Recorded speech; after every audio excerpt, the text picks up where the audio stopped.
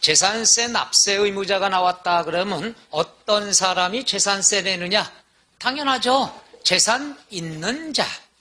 그럼 재산 있는 자인데 재산은 있다가도 없고 없다가도 생기겠죠. 그래서 1년 중에 하루를 기준일로 선포합니다. 요 기준일을 과세 기준일이라 얘기하죠. 따라서 어떤 사람이 재산세 내느냐? 과세 기준일 현재 6월 1일 현재 사실상 소유자가 된다. 그러니까 당연한 얘기죠.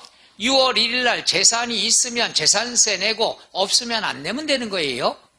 그럼 과세 기준일 현재 사실상 소유자가 원칙이에요. 원칙. 그럼 두 번째 뭐냐? 공유재산. 그럼 공유다 그러면 공동소유죠. 공동소유라는 건 한 사람, 여러 사람. 그렇죠. 여러 사람을 뭐라고 그런다? 지분권자. 지분이 있는 사람. 예를 들어서 갑이라는 사람이 70%, 을이라는 사람이 30% 공동 소유하고 있다. 그럼 납세 의무자는 몇 사람이 될까? 두 사람. 갑을. 당연하죠. 그런데 여기에서 지분이 표시가 돼야 되는데 지분이 표시가 안 됐을 경우도 있겠죠. 왜? 지분 표시는 왜 안 하느냐? 똑같으니까. 따라서 지분 표시가 없는 경우는 어떤 것으로 본다? 균등, 같다고 본다는 얘기죠. 이게 시험에 나오는 지문이에요. 그럼 또 문제 풀이 특강할까요? 공유, 공동소유네. 그럼 여러 사람이 납세 의무자네. 지분이 있는 사람, 여러 사람. 뭐라고 그런다? 지분권자.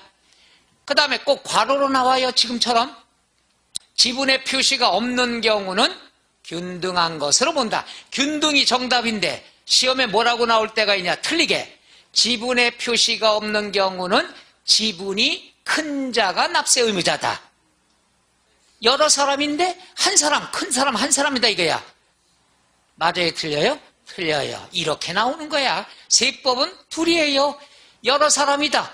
맞는 거고 그 중에 한 사람이다. 그럼 틀리는 거고. 그러니까 외우지 말고 공유하니까 불 꺼놓고 칼 꽂고 나타나는 게 아니고 죄송합니다. 이거 참 유머 헬레도 안 통하면 안 되는 거예요. 그래도 저는 꿋꿋하게 유머 할 겁니다. 그러니까 거기만 신경 쓰지 말고 외모 신경 쓰지 말고 공유다 그러면 여러 명이면 여러 사람이 납세 의무자다. 이렇게 접근하면 쉽잖아. 외우잖아도. 그 다음에 요거는 주택이 있어요. 아까 배운 거예요. 건축물하고 토지 소유자가 각각이야. 그러면 건축물의 소유자가 갑이고 토지의 소유자가 을이다. 그러면 한 사람, 두 사람. 에? 자, 침착하게. 내가 갑하고 을 둘을 썼잖아. 둘 썼으니까 몇 사람? 미치겠네. 갑과 을이 한 사람? 아까 우리가 있잖아. 건축물에는 주택이 포함한다, 제외한다. 왜? 따로 썼으니까. 그럼 여기도 갑을 나왔으면 한 사람, 두 사람. 그래, 그렇게 하면 되잖아. 나한테 왜 고집을 부리는데? 뭐가 봐도 한 사람이야? 이름이 두 개가 있는데. 그러니까 이건 두 사람은 당연히 남들이 알아. 그래서 시험에 안 나와. 이게 포인트가 아니야. 우리가 중요한 건 뭐야? 재산세는 재산에 대해서 부과되는 거지 사람에 대해서 부과하는 게 아니야. 사람은 재산이 아니야. 그럼 재산, 물건은 건축물하고 토지가 있지만 세법에서는 부속 토지는 어디에 포함한다? 그럼 따라서 물건은 주택 하나만, 주택분 재산세만 나오는 거죠. 이해가셔?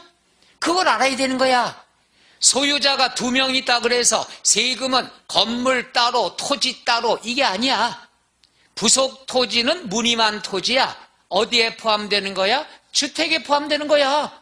그러니까 재산은 사람은 두 사람이지만 재산은 몇 개야? 하나야. 주택 하나죠. 이해 가셔? 항상 부속 토지는 토지가 아니야. 어디에 묻어가는 거야? 주택에 묻어가는 거야. 그럼 상식적으로 재산세는 재산에 대해서 부과되는 거다. 사람 순 관계없다 이거야. 그럼 부속 토지는 주택에 포함하니까 재산은 하나의 주택이 되는 거죠. 그러니까 따로따로 계산하는 게 아니야. 사람이 100명이야. 그럼 예를 들어 지분을 쪼개서, 요즘 많이 하죠. 지분을 쪼개서 100사람 걸로 만들었어. 그럼 세금을 100번 계산해? 아니야. 사람은 관계없어. 물건 가지고. 그럼 주택에 대한 세율을 곱해가지고 주택에 대한 산출세액을 구하는 거죠. 그러니까 사람이 두 사람이지만 결론적으로 얘기할게. 결론은 두 사람이 납세 의무자야. 재산, 지분이 있으니까. 근데 세금은 몇 번 계산한다? 한 번 계산해. 왜 한 번 계산하는지 알겠어요? 왜? 옹알이 되기 있기 없기. 재산은 하나니까. 토지는 토지가 아니야. 주택에 포함하니까. 자, 이렇게 산출했더니 100원이 나왔더라. 세금은 한 번 계산하지만 한 번 계산한 걸 몇 사람이 부담해야 돼? 두 사람. 이때 두 사람에게 나눠주는 거야. 야, 주택분 재산세가 100원 나왔어. 100원 나왔으니까 니네 둘이 부담해. 나눠줘야 되겠죠. 나눠줄 때는 세법이 두 가지뿐이 없어. 면적 비율로. 이건 면적 비율로 나눌 수가 없죠. 왜? 항상 면적은 뭐가 더 많아? 토지가 많은 거야. 넓은 거야. 그럼 맨날 토지 가진 사람은 세금을 많이 내죠. 그게 아니라 가격 비율로. 가격 비율로라는 것을 시가 표준의 비율로 이렇게 얘기하죠. 그러니까 항상 나눠줄 때는 가격 가지고. 이 가격은 뭐냐? 1년에 한 번씩 국토부 장관이 전국의 땅값, 전국의 집값, 기준금액을 발표하죠. 그 기준금액 비율로 나눠주라 이거야. 그래서 비싸냐? 건물이 비싸다. 그럼 너 많이 부담해. 땅값이 더 비싸다. 그럼 네가 더 많이 부담해. 이래야 형평성에 맞는 거죠. 비싼 걸 갖고 있는 사람이 더 많이 부담한다는 얘기죠. 그래서 이거예요. 일부러 앞에 사람이 두 사람이다 이렇게 나왔어. 그럼 왠지 모르게 따로따로 세금 계산할 것 같은 불길한 예감이 들죠. 일단 재산은 하나야.